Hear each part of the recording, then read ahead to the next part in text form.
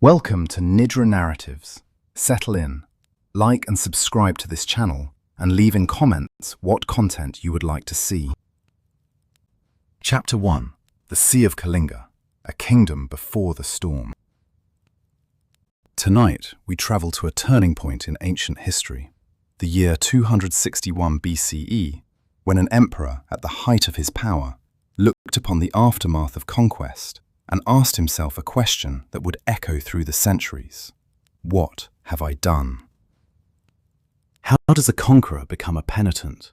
What transforms a ruler known as the fierce into one remembered as the righteous? And how did a single battle help spread a religion from a small Indian movement to a faith practiced by hundreds of millions across Asia? Let us travel back together to the eastern shores of the Indian subcontinent, to a kingdom where the sound of the loom and the splash of the oar were as familiar as the temple bell and the market cry. Let us begin in the years before the storm. The dawn breaks over the Bay of Bengal, and the first sound that reaches your ears is the creak of rope and timber. The great trading vessels of Kalinga rocking gently at anchor in the harbour. The splash of oars echoes across the water as smaller boats ferry goods to shore.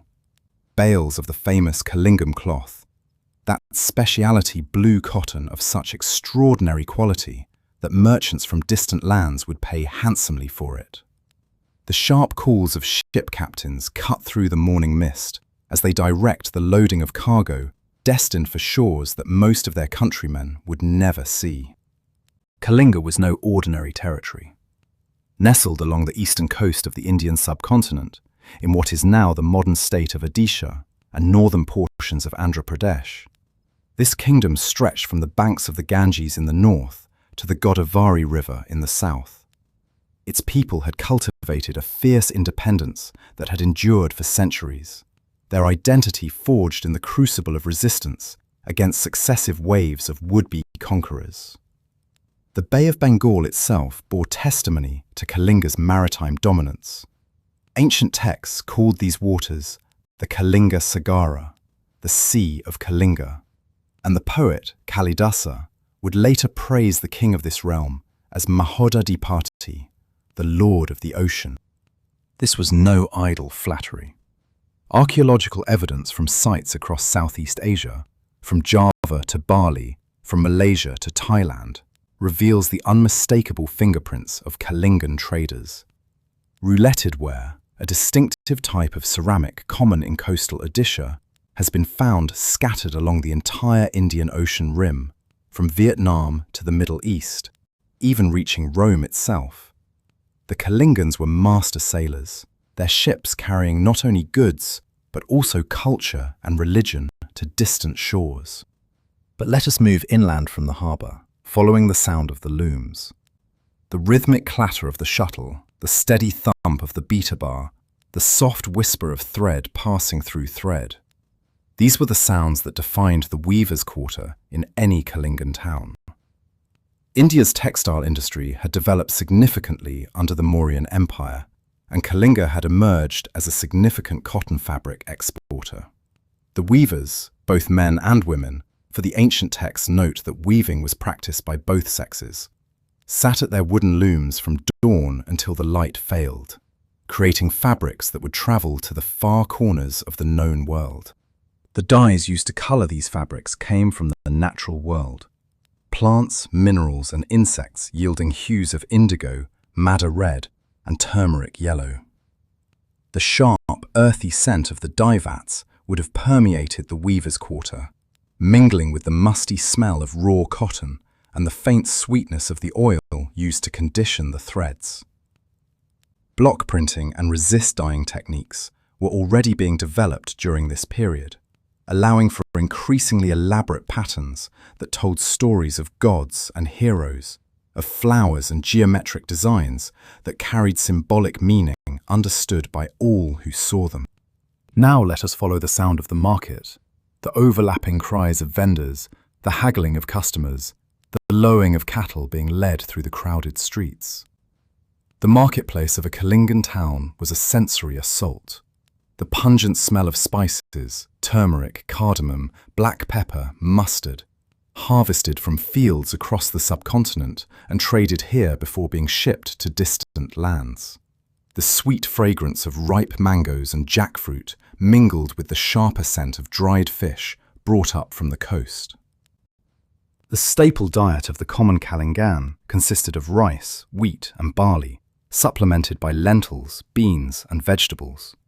Fruits like mangoes, bananas and pomegranates were popular, while dairy products, milk, curd and ghee, that clarified butter essential to Indian cooking, formed an essential part of the diet. Food was served on banana leaves or clay plates, eaten with the hands in a practice that continues to this day. The sound of temple bells drifts across the marketplace, calling the faithful to prayer. Religion in Kalinga, as throughout ancient India, was a tapestry of beliefs woven together over centuries. Terracotta figurines excavated from ancient sites reveal a mix of popular village goddesses, early forms of Durga, the fierce mother goddess, tree spirits, and yaksha cults, those nature spirits venerated since time immemorial. Buddhism had made significant inroads, and nearby regions showed strong Buddhist activity. Yet Shaiva and Vaishnava symbols also appear, devotees of Shiva the destroyer and Vishnu the preserver, revealing a world where formal sects had not yet hardened into exclusive communities, where people freely move between rituals, drawing from a shared pool of myth, icon, and practice.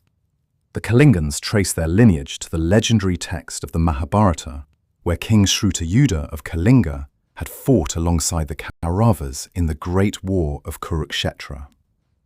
According to the Puranas, those ancient encyclopedic texts of Hindu tradition, 32 Kshatriya kings, members of the warrior caste, had ruled over Kalinga after the Mahabharata War, each maintaining the kingdom's proud tradition of sovereignty.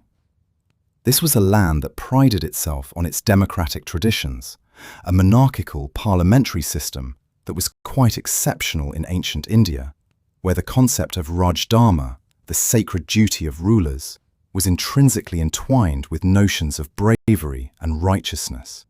But Kalinga's independence was a thorn in the side of the expanding Mauryan Empire, the greatest power the Indian subcontinent had ever known.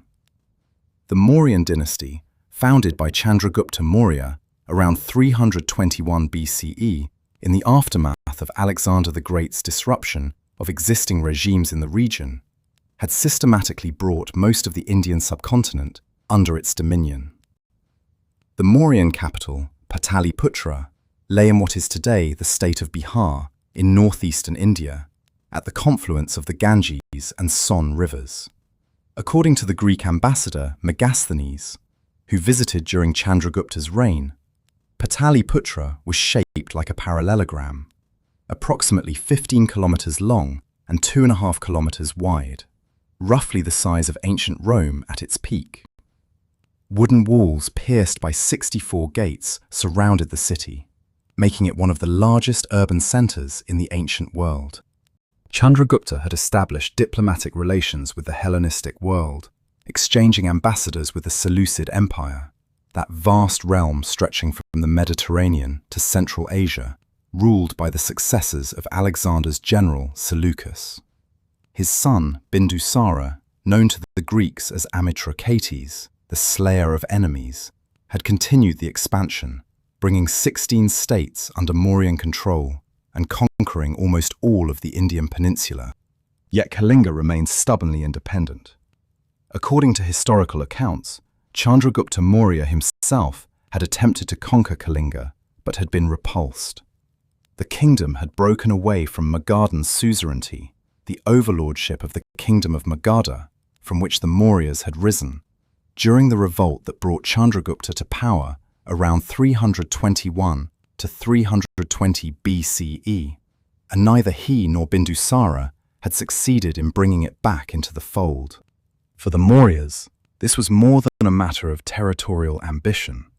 It was a strategic imperative. Kalinga's position could interrupt communications between the Mauryan capital and their possessions in the central Indian peninsula. A powerful, independent state on the fringes of the empire was problematic, capable of disrupting trade routes and potentially allying with enemies. The kingdom sat astride the coastal corridor between the Indo-Gangetic Plain, that vast alluvial lowland that was the demographic and economic heartland of ancient India, and the Deccan Plateau to the south. For the Mauryan Empire to maintain effective control over its southern territories, it needed to either control Kalinga or maintain friendly relations with it. Kalinga's fierce independence made the latter option uncertain. As evening falls over this prosperous kingdom, the sounds of the day give way to quieter rhythms. The distant chant of Vedic hymns drifts from a Brahmin household, where the sacred fire burns and offerings are made to the gods. Somewhere, a mother sings a lullaby to her child, her voice rising and falling in patterns passed down through generations. The splash of water marks the evening ablutions at the village tank, where men and women come to wash away the dust of the day.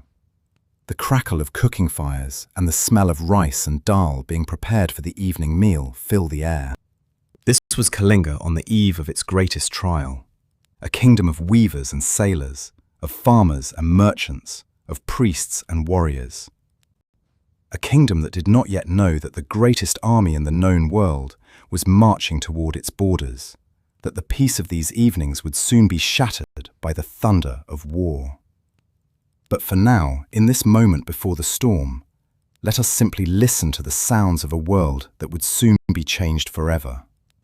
The creak of the loom, the splash of the oar, the temple bell calling the faithful to prayer, and the soft murmur of a mother's lullaby drifting through the evening air. Chapter 2. The March of Chandashoka. An empire descends upon Kalinga. Into this geopolitical landscape stepped Ashoka, the third emperor of the Mauryan dynasty. Born around 304 BCE to Emperor Bindusara and a queen named Dharma, Ashoka was not the designated heir to the throne.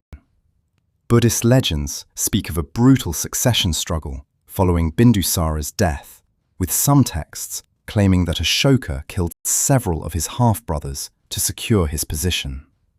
Whatever the truth of these accounts, Ashoka emerged victorious and was crowned emperor around 268 to 269 BCE. The young emperor had already proven himself a capable military commander. As a prince, he had crushed revolts in Ujjain and Taxila, demonstrating the ruthlessness that would earn him the epithet Chandashoka, Ashoka the Fierce. According to the Ashoka and other Buddhist texts, he was initially known as Kamashoka because he spent many years in pleasurable pursuits, then Chandashoka because he spent some years performing what the texts describe as evil deeds. The Mahavamsa, a Sri Lankan chronicle, alludes to his cruelty, stating that he was called Chandashoka because of his evil deeds before his conversion to Buddhism. For Ashoka, the conquest of Kalinga was both a personal and imperial mission. It would complete the unification of the subcontinent that his grandfather had begun, securing the last significant independent territory within the natural boundaries of the empire. It would demonstrate his power to any who might question his legitimacy after the succession struggle. And it would bring the wealth of Kalinga's maritime trade under Mauryan control. The Kalingan king at the time of the invasion is believed to have been Raja Ananta Padmanabha, though historical records are uncertain on this point. What is clear is that Kalinga possessed a formidable military force. According to Megasthenes, the ruler of Kalinga commanded a powerful army comprising infantry, cavalry, and war elephants. The people of Kalinga had a long tradition of martial prowess, and they were prepared to defend their independence with their lives. To understand the magnitude of the force that Ashoka now marshalled against Kalinga, we must appreciate the scale of the Mauryan military machine. The Mauryan army was the largest standing military force of its time, a professional force, fed, equipped, trained, paid, and maintained at great cost to the state. Classical sources record staggering numbers. Pliny computed the army of Chandragupta Maurya at 600,000 infantry, 30,000 cavalry, and 9,000 elephants. By the time of the Kalinga campaign, this force had only grown more formidable. The sound of such an army on the march would have been overwhelming. The tramp of hundreds of thousands of feet, the rumble of chariot wheels, the trumpeting of elephants, the jingle of harness and the clatter of weapons. The basic tactical unit was the Pati, a mixed platoon of 12 men comprising one elephant carrying 3 archers or spearmen and a mahout, the elephant driver, 3 horse cavalrymen armed with javelins and spears, and 5 infantry soldiers armed with shield and broadsword or bow. Units were added in multiples of 3, building up to vast formations capable of overwhelming any opponent.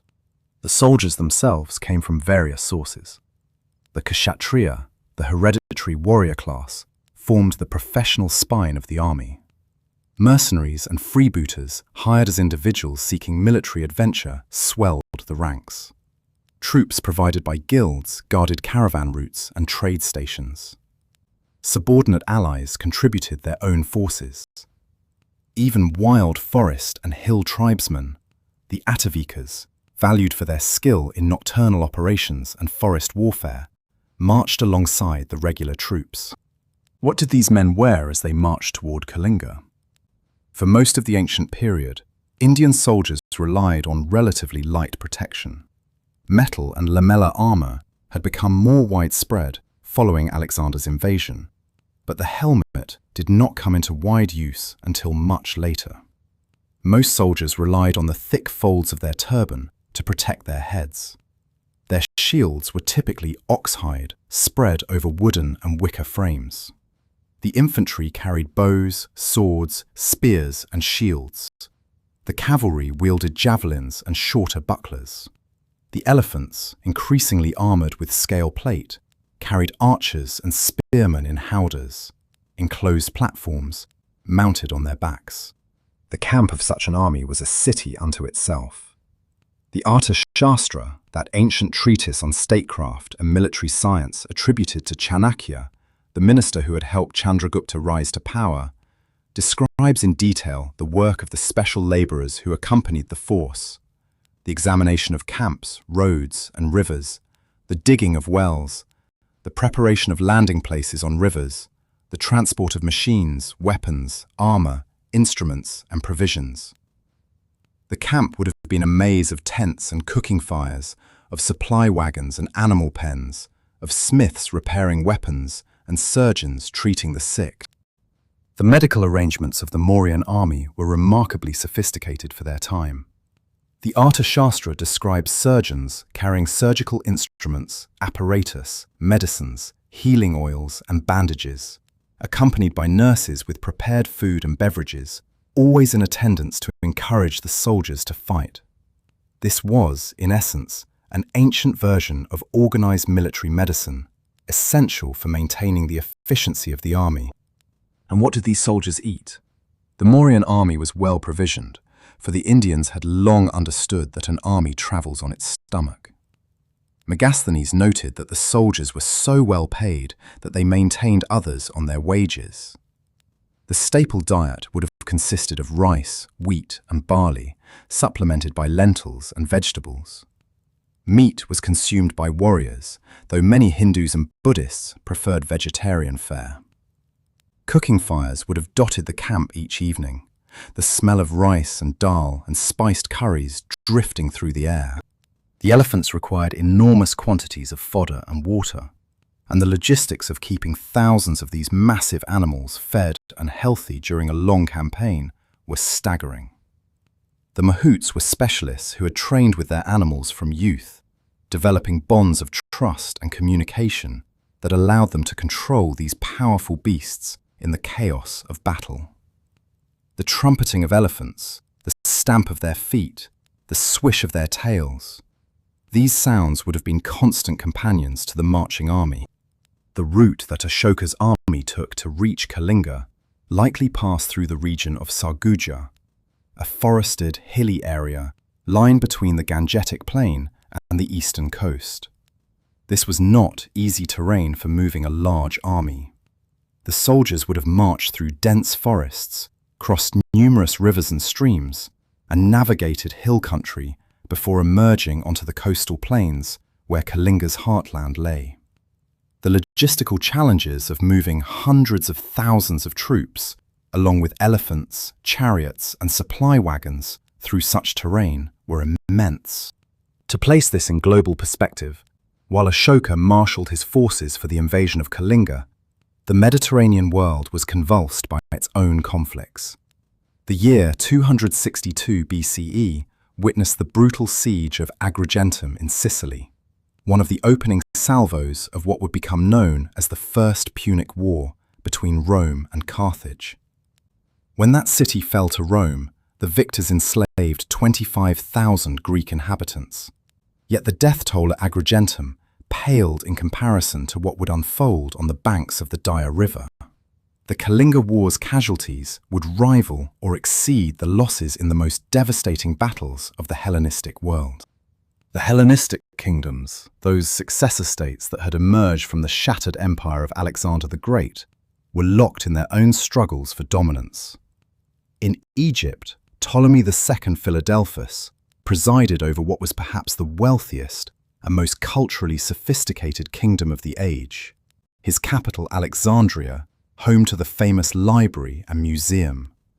To the east, the Seleucid Empire stretched from the Mediterranean coast of Syria deep into Central Asia. In Macedonia and Greece, Antigonus II Gonatas maintained a precarious hold over the Greek mainland. What is remarkable is the degree of interconnection between these distant regions. The Mauryan Empire and the Hellenistic kingdoms maintained diplomatic relations and engaged in cultural exchange. Ashoka's own inscriptions would later mention by name the Hellenistic rulers of his time: Antiochus II Theos of the Seleucid Empire, Ptolemy II of Egypt, Antigonus II Gonatas of Macedonia, and others. The Greek ambassador Megasthenes had written extensively about India, providing the Hellenistic world with detailed descriptions of Indian society, governance, and military organization. As the army approached Kalinga, the tension would have been palpable. The soldiers knew they faced a fierce enemy, a people renowned for their martial spirit and their determination to defend their independence. The Kalingans had repulsed Chandragupta Maurya himself. They would not yield easily to his grandson. The nights before battle would have been filled with the murmur of prayers, the quiet conversations of men contemplating their mortality, the sharpening of weapons, and the checking of armor. The camp followers, the wives and children of soldiers, the merchants who supplied the army, the servants and slaves who performed the countless tasks necessary to keep such a force functioning, would have numbered in the hundreds of thousands themselves. Their voices, their cooking fires, their daily routines formed the backdrop against which the drama of war was played out. For every soldier who would fight on the banks of the Dire River, there were others who would wait in the camp, listening for the sounds of battle, praying for the safe return of their loved ones. This was the machinery of conquest that descended upon Kalinga in the 8th year of Ashoka's reign. Not merely an army, but a moving city, a vast organism of men and animals, of weapons and supplies, of hopes and fears. The sound of its approach would have been audible for miles. The tramp of feet, the rumble of wheels, the trumpeting of elephants, the jingle of harness. And behind it all, driving it forward, was the will of an emperor who had not yet learned the cost of victory. Chapter 3. The Dire River, the Battle and its Aftermath. The year was 261 BCE, the 8th year of Ashoka's reign, when the Mauryan army descended upon Kalinga. The battle that followed would be fought near the Dhauli Hills, on the banks of the Dire River, a waterway whose name would become forever linked to this pivotal moment in Indian history. The Mauryan forces attacked from multiple directions in a coordinated campaign, rather than a single frontal assault. The imperial army was vast, disciplined, and experienced. the product of generations of military refinement under Chandragupta and Bindusara. They possess superior numbers, sophisticated siege equipment, and the organizational capacity to sustain a prolonged campaign. Against them stood the Kalingan defenders, fighting not merely for territory, but for their very way of life, their independence, and their honor. The resistance of the Kalingan people was determined beyond measure.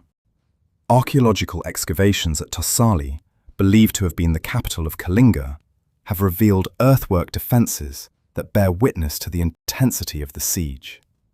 The carvings in the Udayagiri caves preserve a remarkable testament to the nature of this resistance. Even women and teenagers contributed to the defence of their motherland. This was not merely an army fighting an army, it was an entire people rising against conquest. Behind every soldier who fought on the banks of the Daya River, there was a family, a mother who had raised him, a wife who had shared his life, children who depended upon him. The status of women in Mauryan-era India was complex, shaped by region, caste, and circumstance.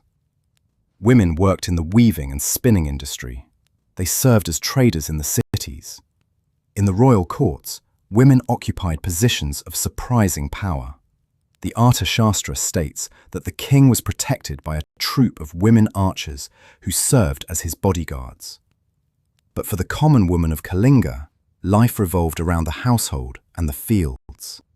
As the battle continued, the women and children of Kalinga would have waited in their homes, in the temples, in whatever places of refuge they could find.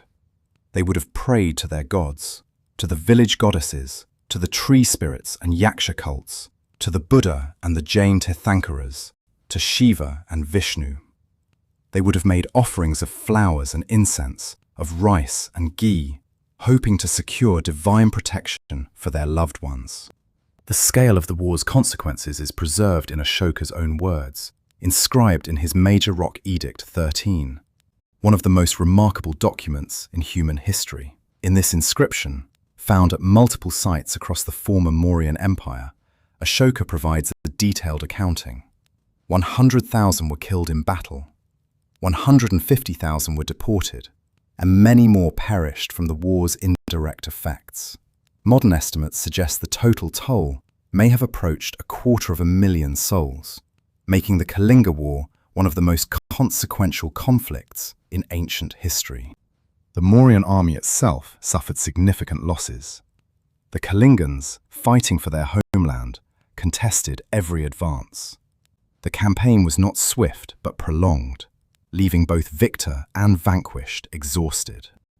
When the fighting ceased, Ashoka had achieved his military objective. Kalinga was conquered, its resistance ended, its independence extinguished.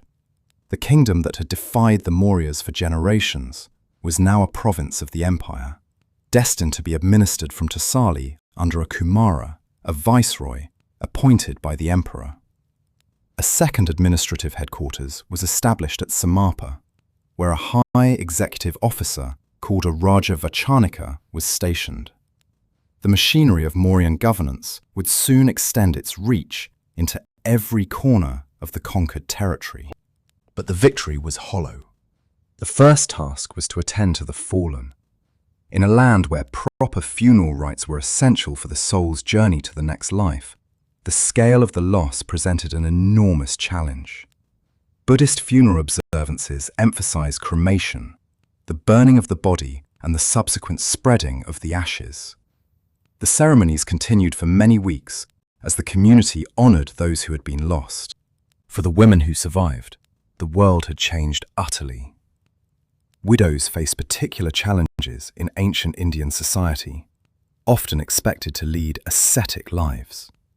The deportations separated families, mothers from children, wives from husbands, sisters from brothers. The process of mourning and rebuilding would continue for years as the survivors struggled to reconstruct their lives. Yet even in this darkness, there were threads of resilience. Buddhism offered women a path free from certain social constraints, and many would have found solace in the Sangha, the community of Buddhist monks and nuns. The weaving continued, the fields were eventually replanted, children were born and raised. Life, as it always does, found a way to continue. The Mauryan administration, whatever the costs of conquest, proved efficient in governance. And it is here that we see the first glimmers of transformation, the seeds of what would become Ashoka's great turning. Trees were planted along roads to provide shade for travelers. Wells were dug to provide water for humans and animals alike. Rest houses were established for weary travelers. Hospitals were created for both humans and animals. A remarkable innovation in an age when veterinary care was virtually unknown. These public works projects, funded by imperial resources, helped to heal the wounds of war and integrate Kalinga into the broader Mauryan economy. The roads that connected Kalinga to the rest of the empire were not merely conduits for soldiers and tax collectors. They were arteries of commerce and culture. Merchants travelled these routes, carrying goods from the coast to the interior and back again. Pilgrims walked them on their way to sacred sites. Monks and scholars moved along them, spreading ideas and teachings. The infrastructure of empire, built in part to control conquered territories, also served to connect them, to weave them into a larger tapestry of shared experience. The religious landscape also shifted in the years following the conquest. Buddhism, patronized by the emperor, gained new adherents among a population seeking meaning in the aftermath of upheaval. The Buddhist message of compassion and non-violence resonated powerfully with those who had experienced the realities of war. Monasteries were established, supported by imperial donations and the generosity of local patrons. The gentle rhythm of monastic life, the morning alms rounds, the afternoon teachings, the evening meditations, became an increasingly familiar part of the Kalingan landscape. The sound of monks chanting the sutras in Pali, the ancient language of Buddhist scripture, drifted across villages where once only the Sanskrit mantras of Brahmin priests had been heard. Young men who might have become warriors now shaved their heads and donned the saffron robe. Young women who might have been married off to strangers now had the option of joining the order of nuns, pursuing spiritual liberation rather than domestic duty. The Sangha offered an alternative to the rigid hierarchies of caste and gender, a community where one's birth mattered less than one's spiritual attainment. Yet the old traditions persisted alongside the new. The village goddesses continued to receive their offerings. The Brahmin priests continued to perform their rituals. The Jain ascetics continued their practices of extreme non-violence, sweeping the ground before them to avoid crushing insects, straining their water to avoid swallowing tiny creatures. Ashoka's Dhamma was not a replacement for existing religions, but an overlay, a universal ethic that could coexist with diverse beliefs. The maritime trade that had been Kalinga's lifeblood gradually resumed. The ports once again welcomed ships from Ceylon and Southeast Asia. The famous Kalingam cloth, those exquisite textiles that had made the kingdom wealthy, once again found its way to distant markets. The sailors of Kalinga, those who had survived the war and the deportations, once again set sail across the Bay of Bengal, carrying with them not only goods, but also the culture and religion of their homeland. These maritime connections would prove crucial in the centuries to come. Kalingan sailors and merchants would carry Buddhism to the islands of Southeast Asia, planting seeds that would eventually flower into the great Buddhist civilizations of Sri Lanka, Myanmar, Thailand, Cambodia, and Indonesia. The Borobudur Temple in Java, the Angkor Wat complex in Cambodia, the ancient stupas of Sri Lanka, all of these would trace their spiritual lineage, in part, to the transformation that began on the banks of the Daya River. The administrative integration of Kalinga into the Mauryan Empire proceeded with characteristic efficiency. Tax collectors were appointed to assess and gather revenue. Magistrates were installed to adjudicate disputes. Spies were deployed to monitor the population and report any signs of unrest. The Arthasastra's detailed instructions for governing conquered territories were put into practice, transforming a proud independent kingdom into a well-administered province. But something else was happening as well. Something that the Arthasastra had not anticipated. Something that would transform not only Kalinga, but the entire empire, and indeed the course of Indian civilization. In the heart of the conqueror, a change was taking place. The man who had ordered the invasion, who had commanded the armies, who had accepted the tribute of victory, was beginning to see his triumph in a different light. The scars of the Kalinga War did not merely mark the landscape, they marked the soul of Ashoka himself. The war had killed hundreds of thousands, displaced countless more, and left a generation to rebuild from devastation. It is this human cost, this suffering, that rippled outward from the battlefield to touch every family in the kingdom, that would eventually pierce the heart of the conqueror himself. And in that piercing, in that moment of recognition, lay the seeds of one of history's most remarkable transformations. The emperor who had waged war would become the emperor who renounced it. The king who had conquered by force would become the king who sought to conquer by righteousness. The ruler who had caused suffering would dedicate the rest of his reign to alleviating it. But that transformation was not instantaneous. It unfolded gradually, in the quiet moments of reflection, in the encounters with Buddhist monks and teachers, in the growing realization that the glory of conquest was hollow compared to the glory of compassion. The story of how Ashoka the Fierce became Ashoka the Righteous is one of the most profound narratives of personal transformation in human history. And it is to that story that we now turn. Chapter 4. The Weeping Emperor. Ashoka's Transformation. In the quiet hours that followed the conquest of Kalinga, as the dust of battle settled and the cries of the wounded faded into the stillness of exhaustion, something extraordinary occurred in the heart of Emperor Ashoka. It was a transformation so profound, so complete, that it would become one of the most celebrated examples of personal redemption in human history. The moment when a conqueror looked upon his conquest and was filled not with triumph, but with horror. The sources describe Ashoka venturing out to survey the aftermath of his victory. What he witnessed was not the glory of conquest, but its true cost. Burnt houses standing as hollow shells against the sky, scattered corpses of soldiers and civilians alike, the survivors wandering in shock through the ruins of their world. The wails of the bereaved rose from every direction. Mothers mourning sons, wives mourning husbands, children crying for parents who would never return. The sight, according to legend, made the emperor physically ill. He is said to have cried out the famous words, "What have I done?" This was not the reaction of a typical ancient conqueror. In an age where military victory was celebrated without reservation, when the bodies of enemies were trophies of glory, Ashoka's response was unprecedented. The emperor who had fought his way to the throne, who had crushed revolts with ruthless efficiency, who had earned the epithet Chandashoka for his fierce nature, this same man now looked upon his greatest military achievement and saw only suffering. The transformation is documented in Ashoka's own words, preserved in Rock Edict 13, with a candor that remains remarkable across the millennia. The inscription does not merely acknowledge the war's toll, it expresses genuine anguish.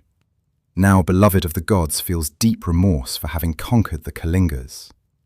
Indeed, beloved of the gods is deeply pained by the killing, dying, and deportation that take place when an unconquered country is conquered. But Ashoka's remorse extended beyond the immediate casualties of battle. The edict continues with a meditation on the broader human cost of war that reveals a sophisticated moral consciousness. But beloved of the gods is pained even more by this, that Brahmins, ascetics, and householders of different religions who live in those countries and who are respectful to superiors, to mother and father, to elders, and who behave properly and have strong loyalty towards friends, acquaintances, companions, relatives, servants and employees, that they are injured, killed, or separated from their loved ones. This passage is extraordinary in its empathy. Ashoka does not merely count the dead, he imagines them as individuals with relationships, with duties, with lives of meaning and purpose. He sees the Brahmin priests, those members of the priestly scholarly class who served as guardians of Hindu scripture and ritual, and Buddhist monks whose spiritual work was disrupted by violence. He sees the householders, ordinary people going about their ordinary lives, suddenly caught up in the machinery of war. He sees the bonds of family and friendship severed by death and deportation. The emperor has moved from viewing the conquered as enemies to viewing them as human beings. The edict goes further still, expressing a principle that would guide the remainder of Ashoka's reign. Therefore, the killing, death, or deportation of 100th or even 1,000th part of those who died during the conquest of Kalinga now pains beloved of the gods. This is not merely regret for past actions, it is a fundamental reorientation of values. Ashoka is declaring that even a fraction of the suffering he caused would now be intolerable to him. The man who had ordered the deaths of hundreds of thousands now finds the death of even one person to be a source of pain. Scholars have debated the nature and timing of Ashoka's transformation. Some earlier writers believe that he dramatically converted to Buddhism after seeing the suffering caused by the war. However, epigraphic evidence suggests a more nuanced picture. A minor rock edict issued during his 13th regnal year, 5 years after the Kalinga campaign, states that Ashoka had been an upasaka, a lay Buddhist, for more than 2.5 years, but had not made much progress. Only in the past year had he been drawn closer to the Sangha and become a more ardent follower. This suggests that Ashoka may have had some prior connection to Buddhism before the Kalinga War, but that the war served as a catalyst for a deeper engagement with Buddhist principles. The prominent Indologist A. L. Basham concluded that Ashoka's personal religion became Buddhism, if not before, then certainly after the Kalinga War. The Ashoka Vedana, a Sanskrit Buddhist text, presents an alternate tradition in which Ashoka's conversion was rooted in intense personal anguish, rather than being spurred by a specific event, suggesting that the transformation was a gradual process of spiritual awakening rather than a sudden epiphany. What is clear is that the Kalinga War marked a decisive turning point. The emperor who had pursued conquest through force now declared his intention to pursue a different kind of victory. In Rock Edict 13, he articulates this new vision. This inscription of Dhamma has been engraved so that any sons or great-grandsons that I may have should not think of gaining new conquests, and in whatever victories they may gain, should be satisfied with patience and light punishment. They should only consider conquest by Dhamma to be a true conquest, and delight in Dhamma should be their whole delight, for this is of value in both this world and the next.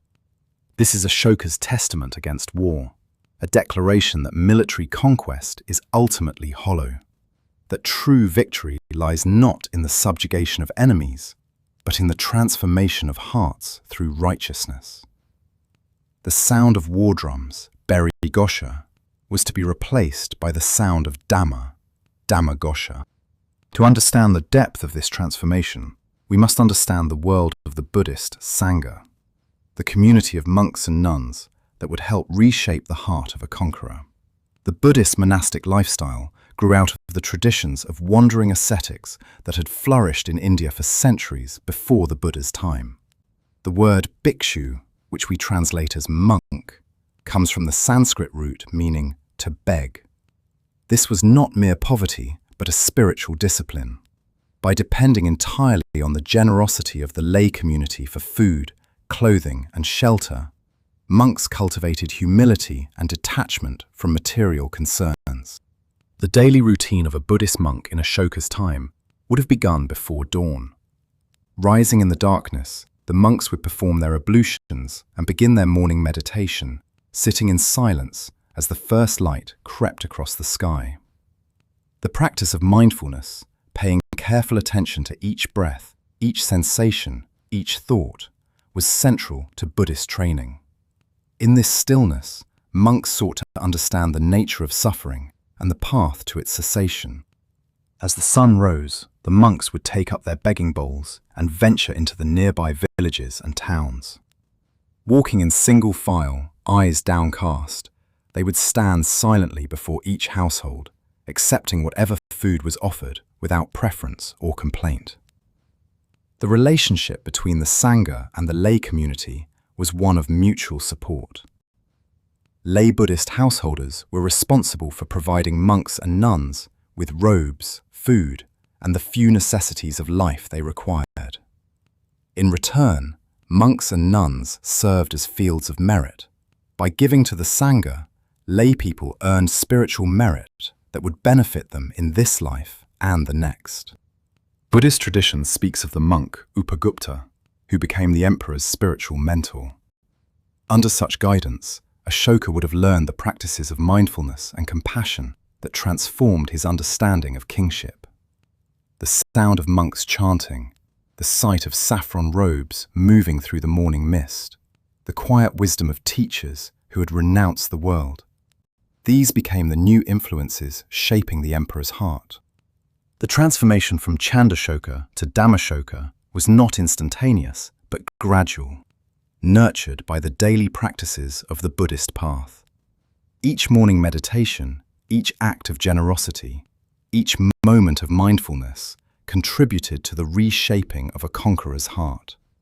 The Tibetan historian Taranatha captured this journey when he wrote that Ashoka passed through 3 distinct phases. Kamashoka, because he spent many years in pleasurable pursuits. Chandashoka, because he spent some years performing evil deeds. And finally, Dhammashoka, after his conversion to Buddhism and his embrace of the path of righteousness.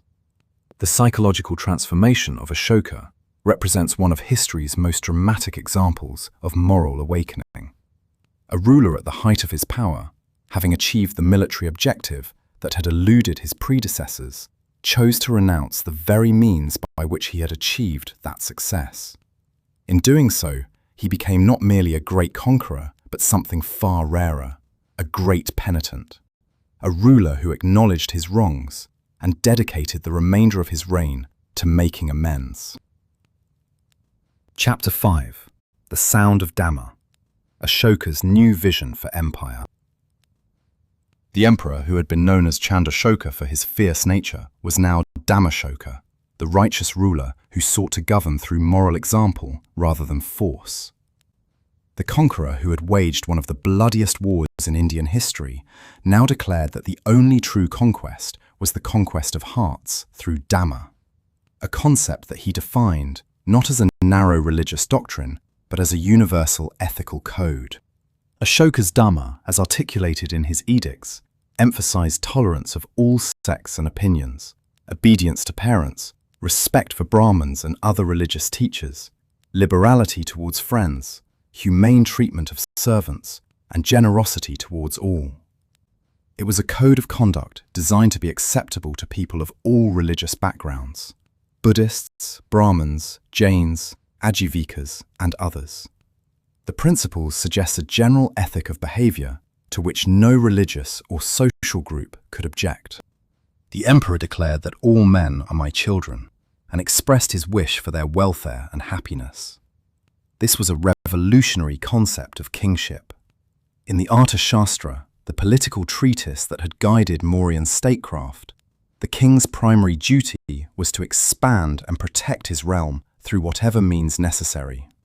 Ashoka now articulated a different vision. The king as a father to his people, responsible not merely for their security, but for their moral and spiritual welfare. To implement this vision, Ashoka created a new category of officials called Dhamma Mahamatras, officers of righteousness, whose duties included the welfare of various religious sects, the care of the aged and infirm, the supervision of women and children, and the promotion of ethical conduct throughout the empire. These officials were tasked with touring the country, propagating Dhamma, and establishing direct contact between the emperor and his subjects. They were even sent on diplomatic missions to the Hellenistic kingdoms of West Asia to spread the message of Dhamma. Ashoka used his rock edicts and pillar edicts, inscriptions carved on rocks and stone pillars throughout his empire, to communicate Buddhist principles to his subjects. These edicts, written in Prakrit, the common language of the people, using the Brahmi script, were placed at locations where crowds would gather, along major roads, at pilgrimage sites, at administrative centres. The edicts proclaimed the principles of Dhamma: non-violence, truthfulness, compassion, respect for parents and elders, generosity, and tolerance of all religious sects. What is remarkable about these edicts is their geographic distribution. Ashoka's inscriptions have been found not only throughout India, but also in Nepal, Pakistan, and Afghanistan. Some edicts were even written in Greek and Aramaic for the Greek-speaking populations in the northwestern regions of the empire, demonstrating Ashoka's awareness of his empire's linguistic and cultural diversity.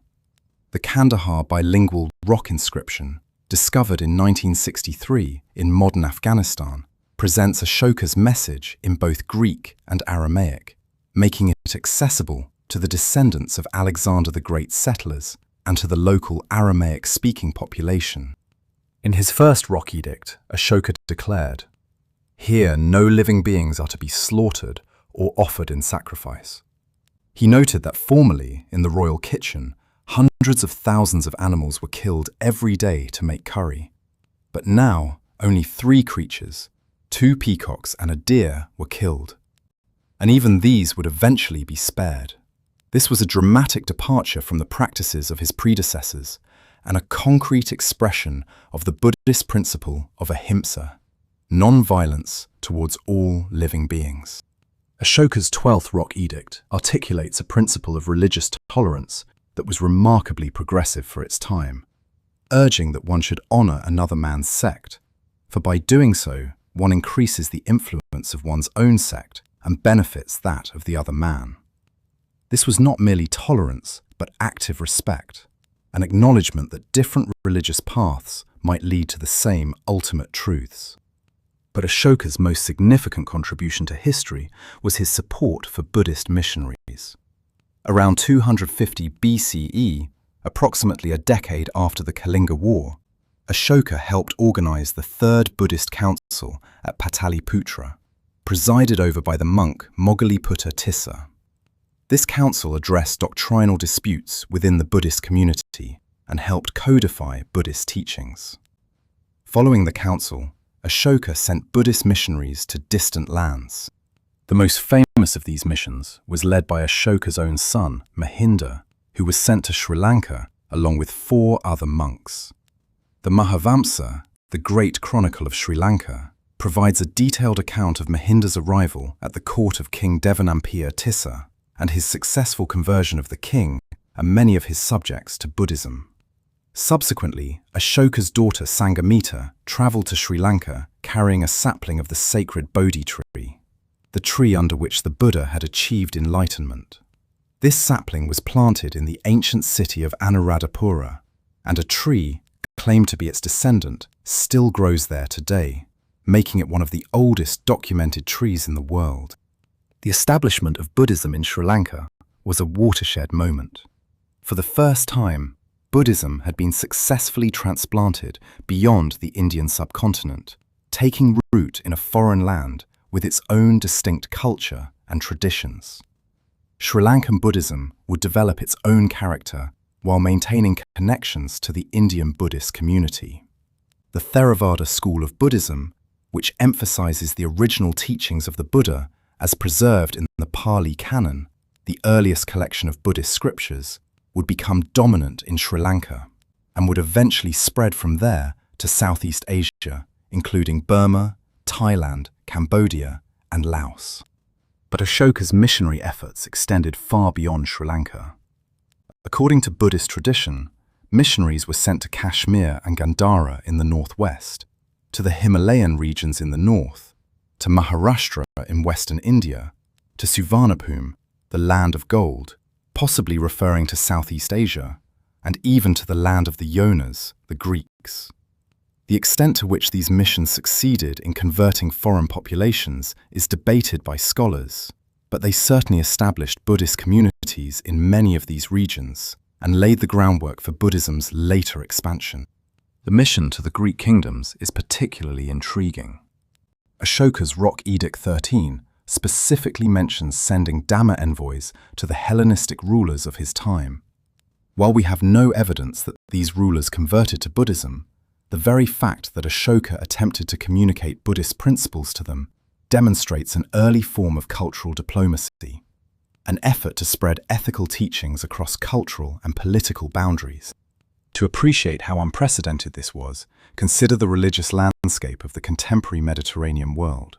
In 262 BCE, the Hellenistic kingdoms maintained traditional Greek polytheism, with rulers sometimes claiming divine honors for themselves, but not actively promoting any particular religious or ethical system as state policy.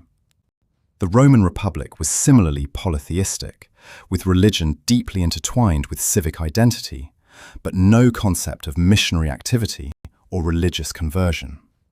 The idea of a ruler using state power to spread ethical teachings to other lands was essentially unknown in the Western world of this era. The spread of Buddhism along the trade routes of Asia would accelerate in the centuries following Ashoka. The Silk Road, that network of trade routes connecting China with the Mediterranean world through Central Asia, became a conduit for Buddhist monks and texts. Buddhism reached Central Asia, including the region of Gandhara, where it encountered Hellenistic artistic and cultural influences, producing the distinctive Greco-Buddhist art of the early centuries CE. From Central Asia, Buddhism spread into China, arriving there in the 1st or 2nd century CE, and from China it eventually reached Korea, Japan, and Vietnam. The northward spread of Buddhism into Tibet began in the 7th century CE, creating the distinctive Tibetan Buddhist tradition that would eventually spread to Mongolia, Bhutan, and parts of Russia. By the medieval period, Buddhism had become one of the great religions of Asia, with adherents from Sri Lanka to Japan, from Indonesia to Mongolia. This vast geographic spread, encompassing billions of people over 2 millennia, can be traced back to the moment when Ashoka, standing amid the carnage of the Kalinga War, chose the path of Dhamma over the path of conquest. The Buddha himself had told his followers not to accept his teachings out of blind faith, but only after examining them carefully. This emphasis on individual inquiry rather than dogmatic belief made Buddhism adaptable to different cultures. As Buddhism spread across Asia, it freely modified its methods and styles to fit local mentalities, integrating with indigenous beliefs and practices while maintaining its core teachings of compassion and the path to enlightenment. In China, Buddhism coexisted with Confucianism and Taoism. In Japan, it merged with Shinto. In Tibet, it incorporated elements of the indigenous Bon religion. This adaptability, this willingness to meet people where they were, rather than demanding wholesale cultural transformation, contributed significantly to Buddhism's success as a world religion. Following the conquest of Kalinga, Ashoka ended the military expansion of the empire and began an era of more than 40 years of relative peace, harmony, and prosperity. This transformation had consequences that extended far beyond Ashoka's own reign. His patronage of Buddhism helped transform what had been a relatively small Indian religious movement into a world religion that would spread across Asia.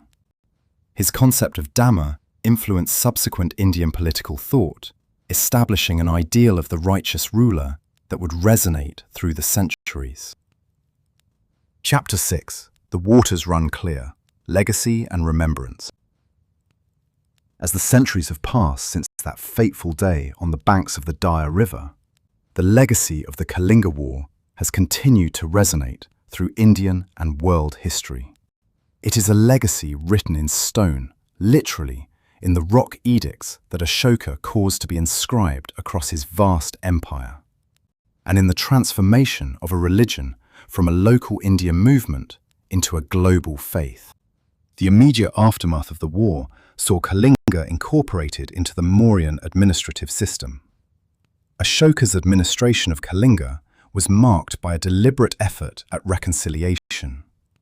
In the separate Kalinga edicts, found at Dhauli and Jalgada on the east coast of India, Ashoka addressed the local officials directly, instructing them to administer justice fairly and to avoid unnecessarily harsh punishments. The officials were reminded that all men were the emperor's children, and that their welfare and happiness were his primary concern. This was a new kind of governance, not merely the extraction of tribute and the maintenance of order, but a genuine concern for the well-being of the governed. Significantly, Rock Edicts 11 through 13, including the edict expressing Ashoka's remorse for the war, were omitted from the inscriptions in Kalinga itself, replaced by separate edicts that made no mention of the emperor's regret. Some scholars suggest that Ashoka did not consider it politically appropriate to make such a confession to the people he had conquered. Others argue that this selective messaging indicates the edicts were intended more for political effect in distant regions than for the conquered population. Whatever the reason, the Kalingans themselves received a different message, one of reconciliation and fair governance rather than imperial remorse. The physical landscape of the war has been preserved at Dhauli, where the Dhauli Shanti Stupa, the Peace Pagoda, now stands as a monument to Ashoka's transformation. Built in 1972 by the Japan Buddha Sangha and the Kalinga Nippon Buddha Sangha, this gleaming white structure rises from the very hills where the battle was fought. The stupa features 4 massive statues of the Buddha in various postures, along with stone panels depicting scenes from the Buddha's life and teachings. One panel shows Emperor Ashoka renouncing war by offering his sword to Lord Buddha, a powerful visual representation of the transformation that occurred here. Near the stupa, visitors can still see the Ashokan rock edicts, discovered by the British scholar James Prinsep in 1838 and representing some of the earliest deciphered examples of Brahmi script, one of the oldest writing systems of India from which most modern Indian scripts descend. A rock-carved elephant emerging from a massive boulder is considered one of the oldest Buddhist sculptures in the state, a symbol of Ashoka's transformation from a fierce warrior to a peace-loving Buddhist. Kalinga itself did not remain under Mauryan control indefinitely. The kingdom broke away from the empire during the reign of Ashoka's grandson, Dasharatha, around 224 BCE. After the decline of the Mauryan Empire, the region came under the control of the Mahameghavahana dynasty, whose greatest ruler was King Kharavela. Ruling in the 2nd or 1st century BCE, Kharavela described himself as the supreme lord of Kalinga and is credited with numerous military victories, public infrastructure projects, and patronage of Jainism. The Hathigumpha inscription, carved in the Udayagiri caves, provides a detailed account of his reign and suggests that Kalinga recovered its independence and prosperity in the centuries following the Mauryan conquest. By the 12th century CE, Buddhism had largely disappeared from India itself, the land of its birth, absorbed back into the Hindu mainstream or displaced by the arrival of Islam. But by then it was thriving throughout much of the rest of Asia, with hundreds of millions of adherents. The irony is profound. The religion that Ashoka helped spread from India would eventually fade in its homeland while flourishing abroad, a pattern that would be repeated with other Indian cultural exports. The modern revival of Buddhism in India, beginning in the 19th century with European scholarly interest, and accelerating in the 20th century with the conversion of B.R. Ambedkar and millions of his fellow Dalits, members of communities historically marginalized within the Hindu caste system, represents a kind of homecoming for the faith. Today, Buddhism is practiced by hundreds of millions of people worldwide. making it one of the major world religions alongside Christianity, Islam, Hinduism, and Judaism. The lion capital of Ashoka. The sculpture that topped one of his pillars at Sarnath, depicting 4 lions standing back to back, has become the state emblem of modern India. The Ashoka chakra, the wheel of Dhamma with its 24 spokes, appears on the Indian national flag, a daily reminder to over 1 billion people of the emperor who chose righteousness over conquest. These symbols remind us that Ashoka's legacy, born from the ashes of the Kalinga War, continues to shape the world more than 2 millennia later. The historian Ramesh Prasad Mohapatra captured the significance of this moment when he wrote, "No war in the history of India is as important, either for its intensity or for its results, as the Kalinga War of Ashoka. No wars in the annals of human history have changed the heart of the victor from one of wanton cruelty to that of exemplary piety as this one. The political history of mankind is really a history of wars, and no war has ended with so successful a mission of peace for the entire war-torn humanity as the War of Kalinga." And what of the global context in which these events unfolded? While Ashoka was transforming himself from conqueror to penitent, the Mediterranean world continued its endless cycle of warfare. The First Punic War between Rome and Carthage would drag on for another 2 decades. The Hellenistic kingdoms would continue their struggles for dominance until they were eventually absorbed by Rome. No Mediterranean ruler of this era would make a declaration like Ashoka's. No public expression of remorse for conquest, no renunciation of military expansion, no articulation of governance through moral example rather than force. This contrast illuminates what made Ashoka's response so extraordinary. In an age when rulers were expected to celebrate their conquests without reservation, Ashoka chose to express remorse. In a world where military power was the ultimate measure of greatness, he declared that the only true conquest was the conquest of hearts through righteousness. In a time when religious intolerance was the norm, he advocated for respect among all faiths. The modern state of Odisha, which encompasses much of ancient Kalinga, is home to approximately 45 million people today. The state's capital, Bhubaneswar, is known as the Temple City of India for its numerous ancient Hindu temples, though it also preserves important Buddhist sites from the Mauryan period. The nearby town of Puri is one of the 4 most sacred pilgrimage sites in Hinduism, home to the famous Jagannath Temple. The region's cultural continuity, from ancient Kalinga through Mauryan rule to the present day, is remarkable, a testament to the enduring vitality of Indian civilization. The site of the battle hosts an evening light and sound show that vividly narrates the events of the Kalinga War, bringing to life the history of the conflict and Ashoka's journey from Chandashoka to Dhammashoka. The 35-minute presentation allows modern visitors to experience, in some small measure, the drama of that ancient transformation. As we conclude our journey through this pivotal moment in history, let us carry with us the image of an emperor standing amid the ruins of his conquest, looking upon the suffering he had caused and choosing a different path.